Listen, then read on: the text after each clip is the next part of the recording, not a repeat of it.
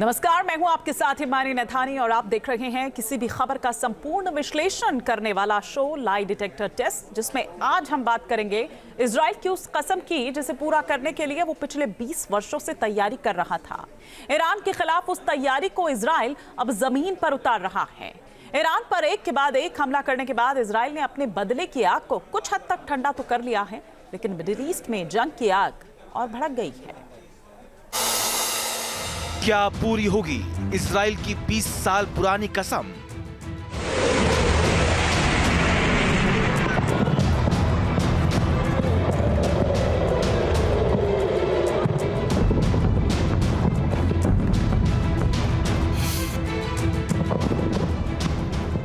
पूरी दुनिया को इस बात की खबर थी कि इजराइल ईरान को बख्शने वाला नहीं है।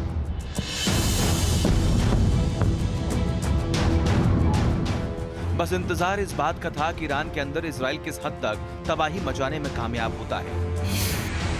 25 दिनों तक इजराइल अपनी तैयारियों को इस लिहाज से धार देने में वक्त लगाया कि आखिर ईरान को जोर का झटका धीरे से देने के लिए कैसे कैसे हथियारों का इस्तेमाल किया जाए और ईरान के किन किन ठिकानों को निशाने पर लिया जाए।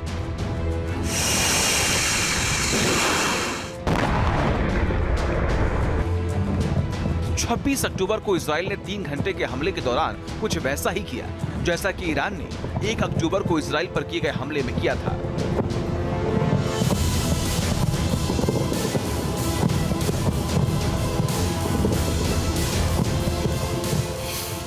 ईरान ने इजरायली राजधानी तेल अवीव के ऊपर मिसाइल दाग दी और उसके नेवातीन और तेल नौक एयरबेस पर हमला किया था। इजराइल ने भी सटीक पलटवार किया और राजधानी तेहरान के साथ साथ खुजिस्तान और इलाम प्रांत को अपनी ताकत का ट्रेलर दिखा दिया।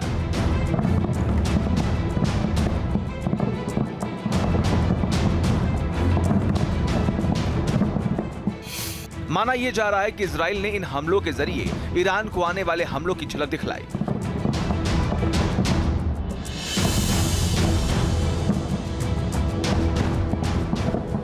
अब सवाल है कि इस हमले को अंजाम देने के लिए इजराइल ने अपने कौन कौन से सीक्रेट हथियारों का इस्तेमाल किया, उसके बारे में बताएंगे। लेकिन पहले ये समझिए कि हमले के बाद दुनिया ईरान के जिस नुकसान को देख रही है, वो अब मिडिल ईस्ट में जंग के रुख को किस तरह और किस तरफ मोड़ सकता है।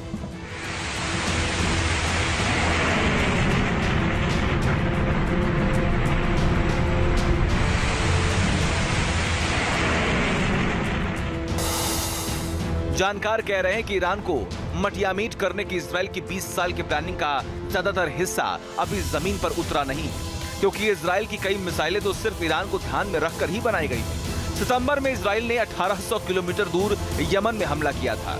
तब अंदाजा लग गया था कि ईरान पर जब भी हमला होगा, इजराइल इसके लिए पुख्ता तैयारी कर चुका होगा।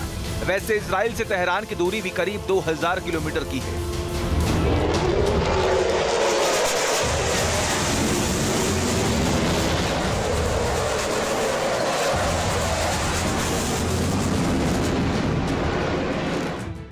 हालांकि इजरायली हमले के तुरंत बाद ईरान ने इसे दुनिया के सामने कमतर दिखाने की कोशिश की, लेकिन वो हकीकत ज्यादा वक्त तक छिपा नहीं पाया।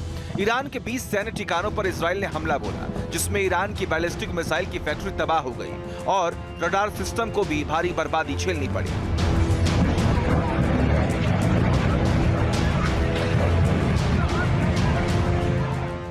ईरान ने यह माना है कि हमले में उसके 4 सैनिकों की मौत हुई है। जानकार कह रहे हैं कि ईरान को अपने बैलिस्टिक मिसाइल के इस ठिकाने को फिर से दुरुस्त करने में 2 साल का वक्त लग सकता है। ईरान बैलिस्टिक मिसाइल के मामले में बेहद मजबूत माना जाता है।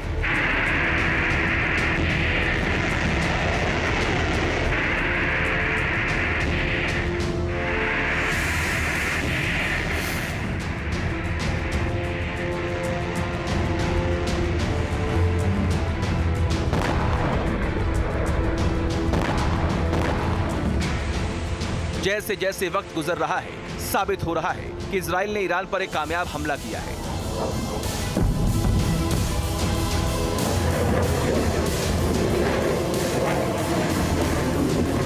भले ही उसने हमलों को सीमित तरीके से अंजाम दिया, लेकिन इसके लिए अपने लड़ाकू विमानों की एक बड़ी फौज को ईरान के ऊपर सर्जिकल स्ट्राइक के लिए भेज दिया था। इन विमानों में वो इजरायली त्रिदेव भी शामिल थे। जिन्होंने दुश्मनों को धूल चटाने में इजराइल को भी कभी निराश नहीं किया। ऐसा माना जा रहा है कि इजराइल ने ईरान के सैन्य और ड्रोन ठिकानों पर हमले को 3 फेज में अंजाम दिया है। यानी इजराइल ने बैक टू बैक 3 बार ईरानी सैन्य ठिकानों को हमले की जद में लिया। जानकार कह रहे हैं कि इसके जरिए इजराइल ईरान के डिफेंस सिस्टम की ताकत को परखना चाह रहा था, ताकि उसके हमलावर विमानों को सकुशल लौट आने का वक्त मिल सके। जिन जंगी विमानों से हमला किया गया, उन्हें कवर करने के लिए भी इजराइल ने लड़ाकू विमानों का पूरा सिस्टम तैनात कर रखा था। इजरायली फाइटर जेट्स के इन त्रिदेव में पहला नाम F-16I सूफा का है, जिसका सिस्टम हैरान कर देने वाला है, क्योंकि हमले के वक्त F-161 सूफा के फाइटर पायलट को बटन दबाने की जरूरत नहीं पड़ती, बल्कि वो दुश्मन की तरफ सिर्फ देखता है और उसके हेलमेट में लगा सिस्टम, जो रडार और विमान में मौजूद वेपन सिस्टम से जुड़ा रहता है, वो पलक झपकते दुश्मन का काम तमाम कर देता है।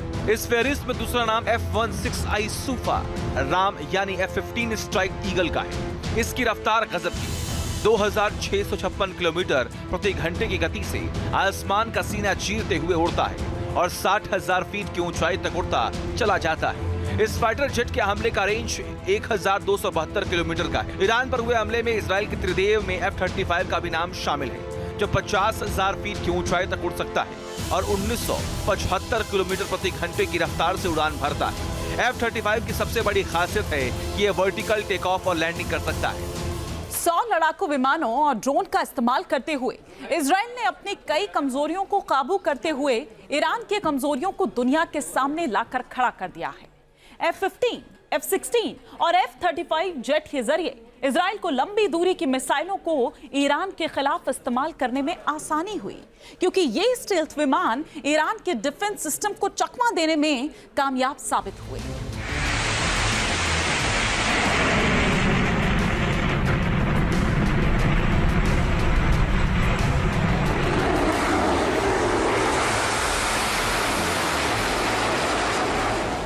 इजरायली हमले में ईरानी सरजमी पर तबाही मचाने वाले फाइटर जेट दरअसल जिन मिसाइलों को लेकर पहुंचे, उनसे ही ईरान के सैन्य ठिकानों के लगभग परखच्चे उड़ गए। ईरान को बड़ा सेटबैक लगा। जानकार बता रहे हैं कि इजरायली लड़ाकू विमानों ने ईरान के खिलाफ इस हमले में 3 अलग-अलग मिसाइलों का इस्तेमाल किया।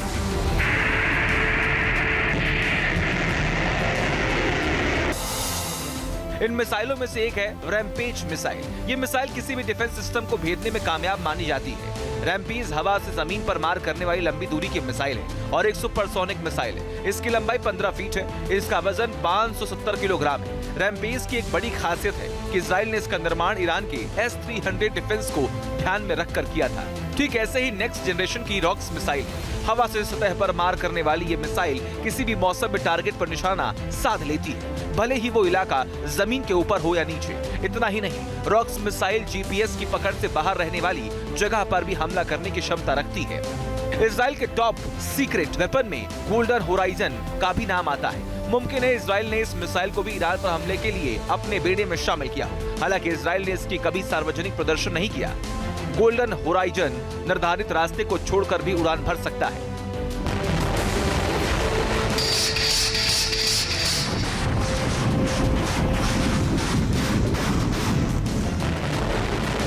तो क्या ईरान पर हमले के बाद मिडिल ईस्ट में जंग का पलड़ा एक बार फिर इजराइल की तरफ झुक गया है? और क्या इजराइल ने ईरान और उसके प्रॉक्सी हमास और हिजबुल्लाह को जता दिया है कि उनका पूरा सफाया बिल्कुल तय है?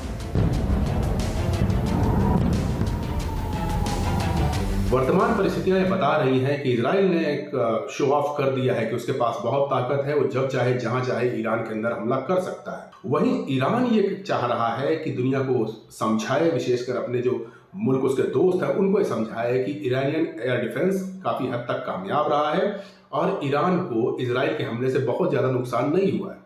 यानी कि एक तरह से ईरान भी पोस्चरिंग कर रहा है कि वो भी ताकतवर है।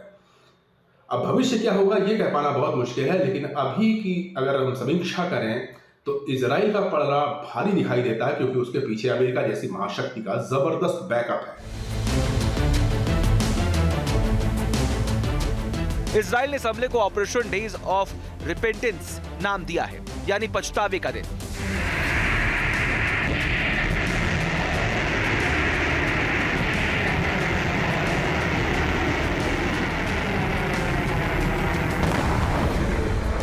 संदेश साफ था कि ईरान को अब पछताना पड़ेगा। वार्निंग तो अमेरिका ने भी जारी कर दी है, लेकिन अमेरिकी राष्ट्रपति जो बाइडेन ने ऐसी भी उम्मीद जताई कि इजराइल का ये हमला अब आखिरी होगा, यानी वार पलटवार का दौर खत्म हो जाएगा। Had a long reason we're a little late. I was on with the intelligence community for the last half hour, 3.5 hours. And it looks like they didn't hit anything other than military targets. My hope is this is the end. Israel के हमले ने ईरानी revolutionary guard core में खलबली मचा दी। Iran ने कहा है कि अमेरिका ने यहूदी शासन व्यवस्था का साथ देकर इलाके में अस्थिरता पैदा कर दी है। ईरानी इरादे बता रहे हैं कि इस हमले का चेन रिएक्शन होने वाला है, क्योंकि ईरान ने साफ कर दिया है कि वो इजराइल को जवाब देने के लिए मिलिट्री एक्शन को छोड़ नहीं सकता है। इजरायली हमले में बैलिस्टिक मिसाइल के एक ठिकाने को तकरीबन गंवाने के बावजूद ईरान के पास 4 ऐसी मिसाइलें मौजूद हैं जिनके दम पर वो इजराइल पर एक बार फिर हमला करने का मूड बना रहा है।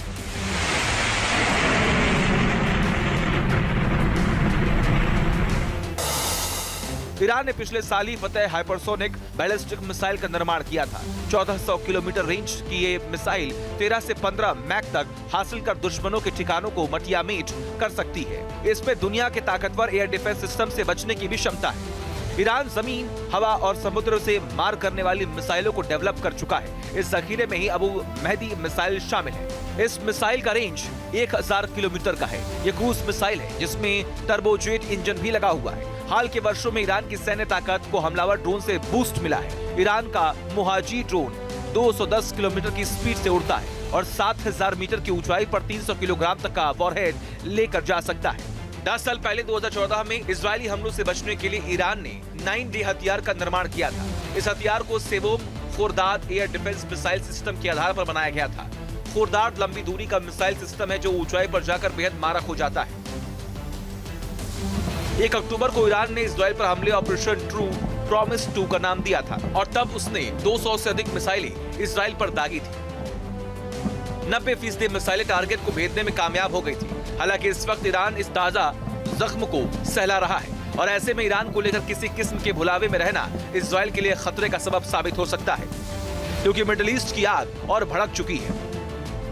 पहले ईरान इजराइल के ऊपर हमला करता है, फिर इजराइल पलटवार करता है। अब यह आशंका है कि ईरान एक बार फिर से पलटवार करेगा, जो कि वहां के आर्मी चीफ ने कहा भी है। इस दौरान एक पॉजिटिव आउटकम जरूर दिखाई दे रहा है कि चूंकि इजराइल ने ईरान के अति संवेदनशील ठिकानों पर और सिविलियन इलाकों पर हमले नहीं किए हैं, तो शायद ये संदेश ईरान को दिया जा रहा है कि अगर आप चाहें तो अब भी शांति का रास्ता खुला हुआ है, हम ज्यादा नुकसान नहीं पहुंचाएंगे। अब ईरान को ये समझना है कि अगर वो पलटवार करता है तो न चाहते हुए भी आग और ज्यादा भड़केगी।